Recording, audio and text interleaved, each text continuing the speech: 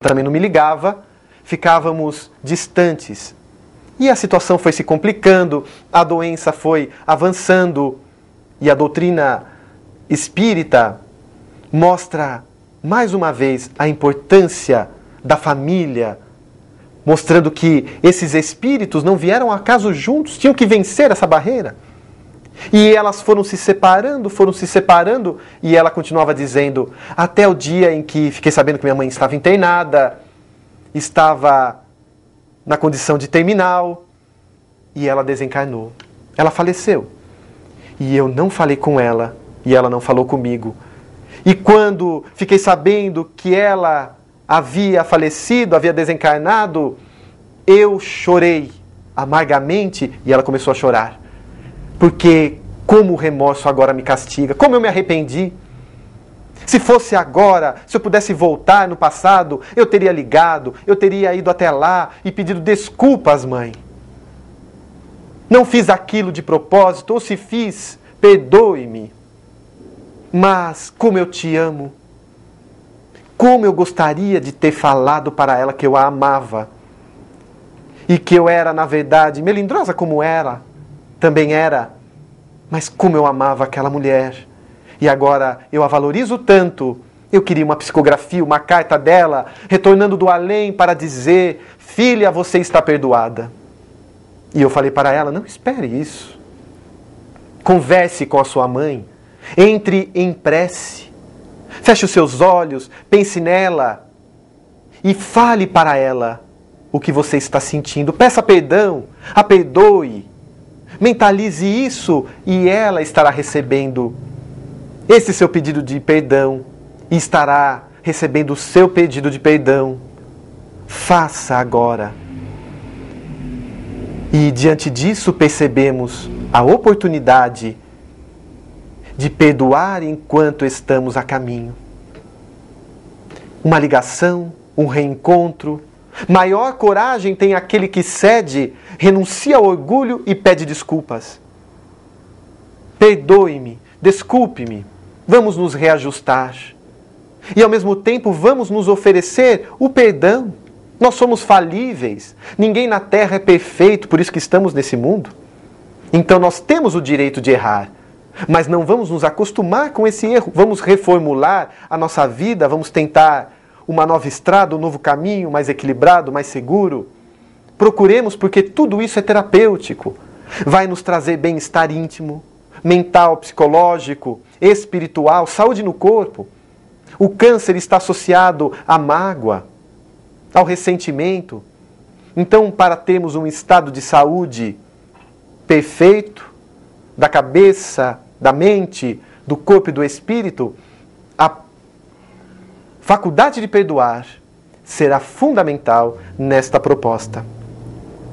Reforço a você que do dia 2 ao dia 10 de dezembro, todos os e-mails que recebemos estarão concorrendo a esse livro, O Valor Terapêutico do Perdão, do Dr. Francisco Cajazeiras, onde ele vem abordando a parte clínica, médica, vem trabalhando a proposta do Evangelho de Jesus, para que conquistemos essa grande virtude, a virtude de perdoar, para caminharmos com mais harmonia e equilíbrio nessa vida, superando os obstáculos, desafios para o nosso crescimento intelecto-moral. Muita paz a todos, até a próxima oportunidade.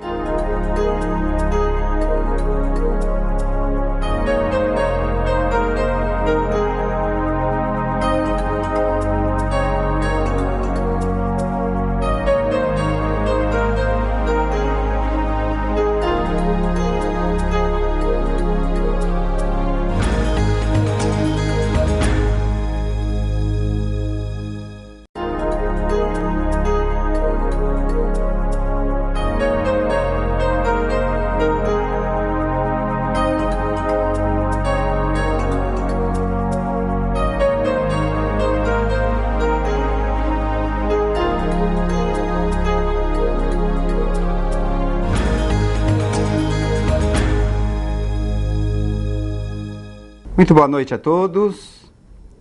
Mais uma vez o programa A Vida Continua. Estamos chegando no fim do ano, não é verdade?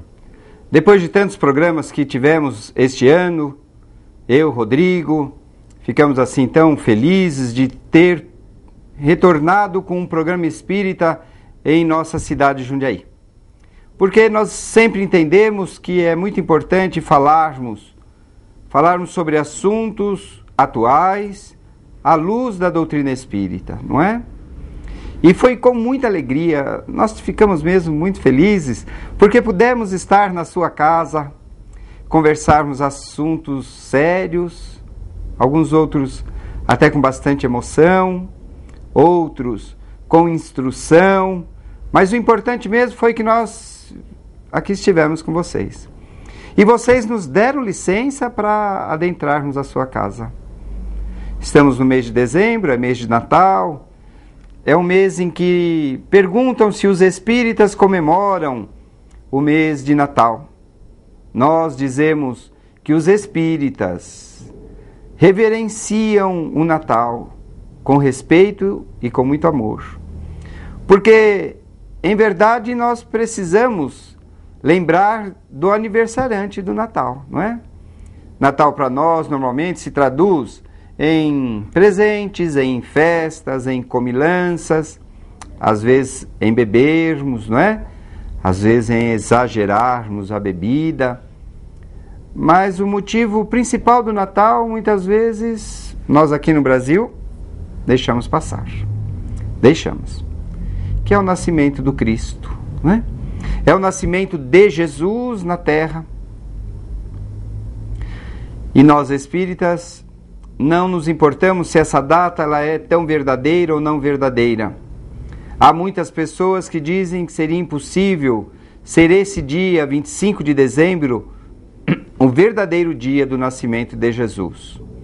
Por várias pesquisas, vários cálculos, chega-se à conclusão que não seria esta data. Aliás, parece que isso não importa muito.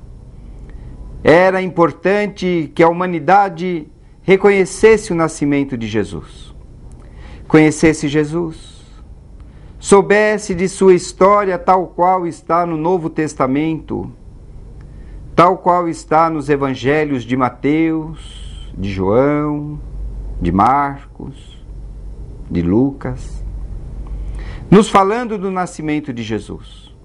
E o nascimento de Jesus, ele culmina para a cristandade com o mês de dezembro, com 25 de dezembro, comemorando então o Natal. Ficou um pouco comercial isso, nós sabemos, não é? Essa é uma data que ficou mais... Nenhum de nós, você já reparou? Nenhum de nós pode negar que o Natal é uma data que traz à humanidade um novo sentimento de solidariedade.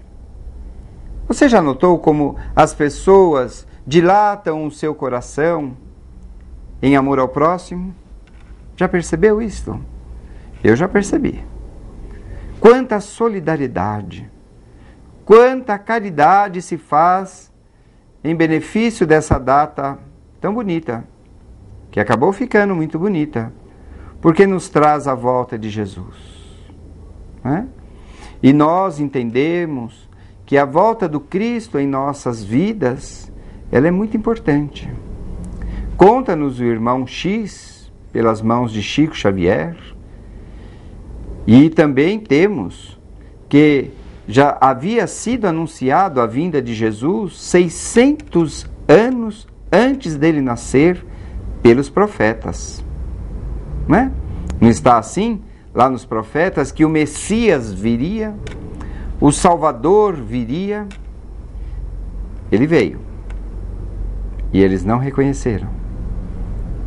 Mas 600 anos nos diz, irmão X, que Jesus veio se preparando para renascer na terra novamente. Porque Jesus, para nós espíritas, é um ser que adquiriu a pureza na sua evolução. É um espírito puro. Espírito este, ao adquirir esta pureza, ao adquirir esta evolução, está cuidando de muitos lugares, de muitos planetas, e para nós, o planeta em que vivemos, a Terra. Jesus se torna, então, para nós, o ser máximo da criação, no sentido de estar sempre por nós e vigilando por nós em todas as situações da Terra.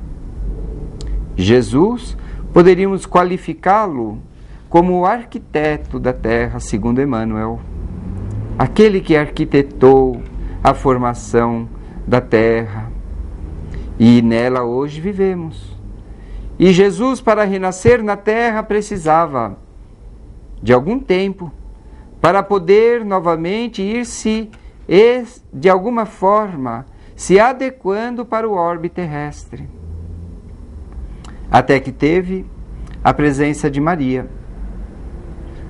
E Maria tinha que ser um espírito também bastante evoluído para poder receber Jesus.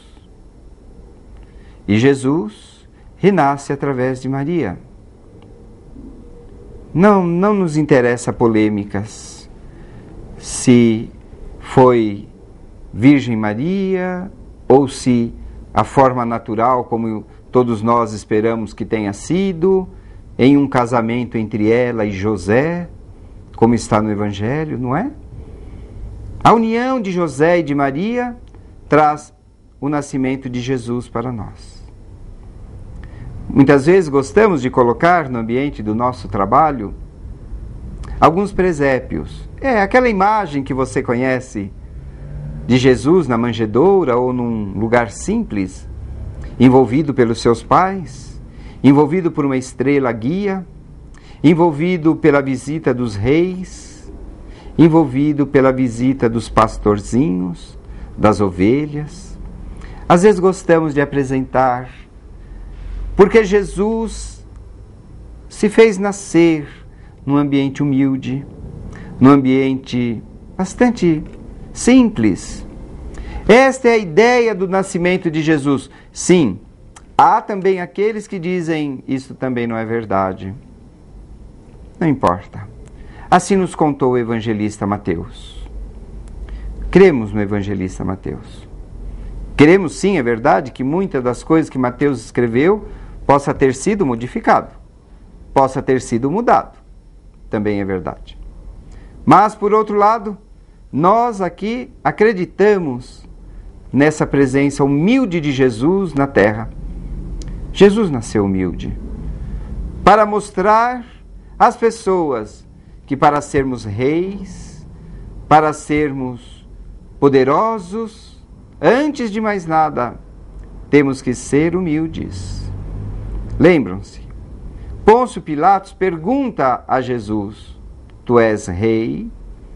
Qual é a resposta de Jesus? Jesus diz claramente a Pôncio Pilatos: se eu fosse o rei que o Senhor pensa que eu sou, aqueles que viveriam comigo estariam me protegendo e então me libertariam do jugo de vocês. Mas és ou não é reis? Tu o dizes, não é? Por causa desse tu o dizes, Jesus leva uma bofetada de um centurião que estava ali ao lado do governador. E ele, Jesus, então, não reage. Apenas pergunta ao centurião: por que me batestes? Que vos fiz eu? Diz-nos que ele saiu dali, o centurião, cabisbaixo, já arrependido daquele ato de quem estava só querendo aparecer, extremamente arrependido. Mas o que nos importa, afinal, a todos nós que somos cristãos, é lembrarmos do nascimento de Jesus. E você já perguntou para você por que é que Jesus nasceu entre nós? Você já teve, assim, a ousadia de lhe perguntar a si: por que será que Jesus renasceu entre nós? Não tem nenhuma resposta. Jesus veio pregar o amor, veio pregar o perdão ao próximo, veio pregar o amarmos-nos uns aos outros. Até aos inimigos preconizou Jesus. Imagine, nem os amigos muitas vezes a gente perdoa quando eles nos falham com alguma coisa. Quem diria, hein? Quem diria perdoarmos os nossos inimigos? Jesus nos convidou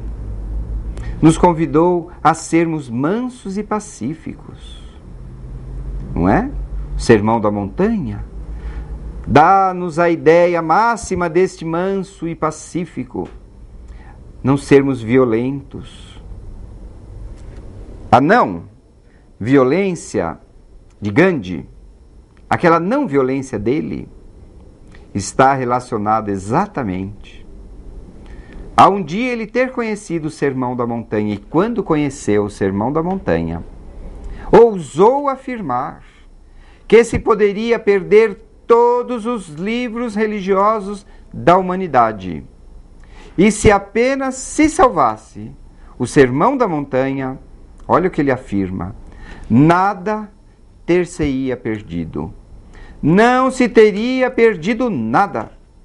A religiosidade, na sua essência máxima, estaria preservada.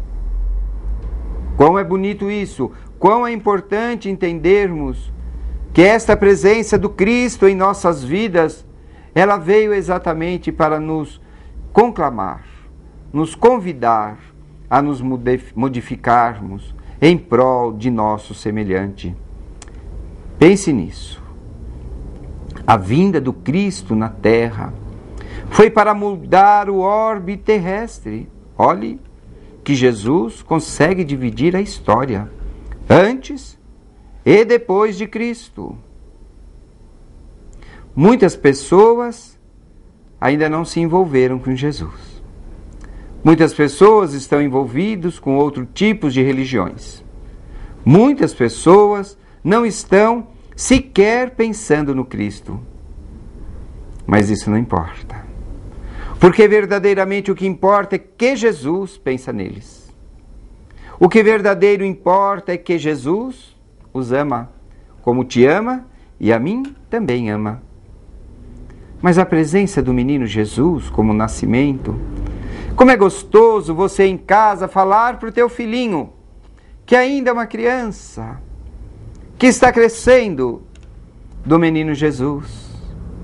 Corremos levar os nossos filhos para o shopping, para vermos Papai Noel, tirarmos fotos com Papai Noel. E às vezes esquecemos de levar aos nossos filhos para reverenciarmos o menino Jesus. Nem sequer falamos nisso muitas vezes. Muitas crianças acreditam nisto. Não sabem que o Natal é nascimento de Jesus. Eu vejo isso no meu consultório como dentista que sou, e já vos falei algumas vezes isso, e a minha especialidade especialmente é tratar de crianças na área de aparelhos para correção de dentinhos tortos, preventivamente, é verdade. Mas quantas crianças eu pergunto e as crianças não sabem? Eu costumo pôr, como disse a vocês lá em meu consultório, alguns presépios para chamar a atenção das crianças que muitas vezes me perguntam o que é aquilo. E eu explico a eles. Parece engraçado, não é? Talvez algumas religiões não cultuem, embora sejam cristãs, mas não se cultue o nascimento de Jesus. Talvez não entendam que isso é de suma importância para o cristianismo, pois que o cristianismo só existe com o advento do nascimento de Jesus. Sem o advento do nascimento de Jesus, nenhum de nós poder-se-ia dizer cristão, como você o é, como eu hoje podemos dizer que somos, não é? E Jesus, coisa mais bonita disso, não há, não preconizou para ele uma religião. A verdade de Jesus está solta no ar. ela é universal. Ela não pertence a uma religião. Jesus não pertence a nenhuma religião. Ao contrário, todas as religiões é que pertencem a Jesus. Pergunto se o espírita é cristão. Ali o espírita é cristão?